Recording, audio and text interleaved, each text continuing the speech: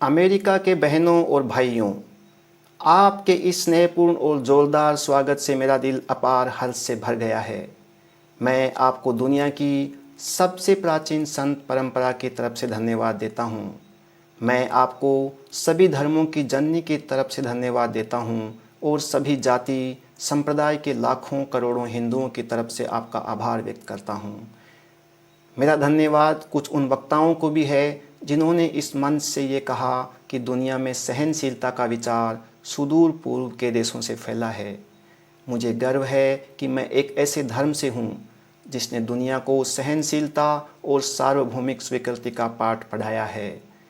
हम सिर्फ सार्वभौमिक सहनशीलता में ही विश्वास नहीं रखते, बल्कि हम विश्व के सभी धर्मों को सत्य के रूप में स्वीकार करते हैं। मुझे गर्व है कि मैं एक ऐसे देश से हूँ जिसने इस धरती के सभी देशों और धर्मों के परेशान और सताए गए लोगों को शरण दी है। मुझे यह बताते हुए गर्व हो रहा है कि हमने अपने हृदय में उन इजरायलियों की पवित्र स्मृतियाँ संजो कर रखी हैं जिनके धर्म स्थलों को रोमन हमलावरों ने तोड़ तोड़ कर खंडहर बना दिया था और तब उन्होंने दक्षिण भारत में शरण ली थी। मुझे इस बात का गर्व है कि मैं एक ऐसे धर्म से हूँ जिसने महान पारसी धर्म के लोगों को शरण दी और अभी भी उन्हें पाल पोस रहा है। भाइयों, मैं आपको एक श्लोक की कुछ पंक्तियाँ सुनाना चाहूँगा जिसका मैंने बचपन से स्मरण किया और दोहराया है और जो रोज़ करोड़ों लोगों द्वारा हर दिन दोहराया जाता है। जिस तरह अलग अलग स्रोतों से निकली विभिन्न नदियाँ अंत में समुद्र में जाकर मिलती हैं, उसी तरह मनुष्य अपनी इच्छा के अनुरूप अलग अलग मार्ग चुनता है। वे देखने में भले ही सीधे या टेढ़े मेढ़े लगें, पर सभी भगवान तक ही जाते हैं। वर्तमान सम्मेलन, जो कि आज तक की सबसे पवित्र सभाओं में से है, गीता में बताए गए इस सिद्धांत का प्रमाण है।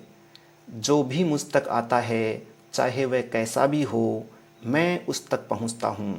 लोग चाहे कोई भी रास्ता चुने, आखिर में मुझ तक ही पहुंचते हैं।